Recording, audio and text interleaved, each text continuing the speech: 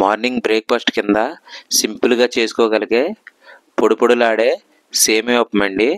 పక్కా కొలతలతోటి చాలా అద్భుతంగా ఉంటుంది, చూడండి. హాయ్ ఫ్రెండ్స్, ఈరోజు అయితే లలితకి జ్వరంగా ఉందండి. అందుకని ఇంట్లో ఫుడ్ ప్రిపేర్ అయితే నేనే చేస్తున్నాను. పిల్లల కోసం అయితే సేమియా ఉప్మా చేస్తున్నాను. దానికి కావాల్సిన పదార్థాలు చెప్తాను, చూడండి. ముందుగా 1/2 కేజీ ఎర్ర ఉప్మా రవ్వ తీసుకున్నానండి. 1/2 కేజీ సేమియాలు తీసుకున్నాను. వీటితో పాటుగా ఒక చిన్న సైజు ఉల్లిపాయ అండి, కోసి రెడీగా పెట్టుకున్నాను. అదేవిధంగా ఒక టమాటా, మీడియం సైజు టమాటా అండి. అదేవిధంగా పల్లీలండి, సరిపడనండి పల్లీలు తీసుకున్నాను. తర్వాత తాలింపు సరుకులు తీసుకున్నానండి ఇవి. అదేవిధంగా కరివేపాకు అండి. వీటితో పాటుగా తగినంత సాల్ట్ అండి. ఇప్పుడు ఏ విధంగా తయారు చేయాలన్నదే మీకు చూపిస్తాను, చూడండి.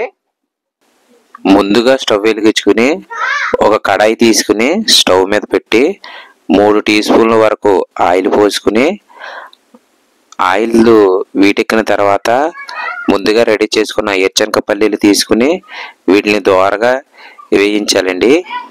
ఇవి దోరగా వేగిన తర్వాత ముందుగా రెడీ చేసుకున్న తాలింపు ఖర్చులను ఇందులో వేసుకోవాలి. వీటిని బాగా ఏగనివ్వాలి. ఇవి వేగిన తర్వాత ఉల్లిపాయ ముక్కలు, అదేవిధంగా టమాటా ముక్కలు వేసుకుని బాగా మగ్గనివ్వాలండి. ఇవి దోరగా మగ్గనివ్వాలి, గోల్డెన్ కలర్లోకి వచ్చే వరకు. ఇవి మగ్గిన తర్వాత 1/2 లీటరు సరిపడా నీళ్ళతోటి 2 1/2 లీటర్లు వేసుకోవాలంటే 1 లీటర్ వరకు నీళ్లు, తర్వాత రుచికి సరిపడా సాల్ట్ వేసుకోవాలి. వీటిని ఎసరు వచ్చే వరకు మరగనివ్వాలండి.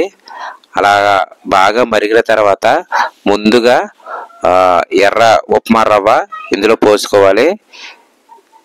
ఒక్క తిప్పి తర్వాత ఒక్క 10 సెకండ్ల తర్వాత ముందుగా రెడీ చేసుకున్న సేమియాల్ని ఇందులో వేయాలి. సేమియాలు వేసాక వీటిని బాగా కలయి తిప్పాలి.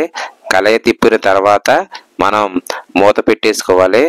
తర్వాత ఖచ్చితంగా ఒక్క 5 నిమిషాలు మంట తగలనిస్తే మనకి ఎంతో రుచికరమైన వేడివేడి ఉప్మా, సేమియా ఉప్మా రెడీ అయిపోతుంది. చూడండి ఎంత పొడిలాడుతూ వచ్చిందో. చాలా అంటే చాలా బాగా వచ్చింది ఫ్రెండ్స్. ఈ ఉప్మా చాలా బాగుంది. ఇప్పుడు నేను తిని చూపిస్తా, చూడండి. చాలా బాగుందండి. అదేవిధంగా మీరు కూడా ట్రై చేయండి, సింపుల్గా అయిపోద్ది. మా ఛానల్ నచ్చినట్లయితే లైక్ చేసి, షేర్ చేసి, సబ్స్క్రైబ్ చేయండి ఫ్రెండ్స్.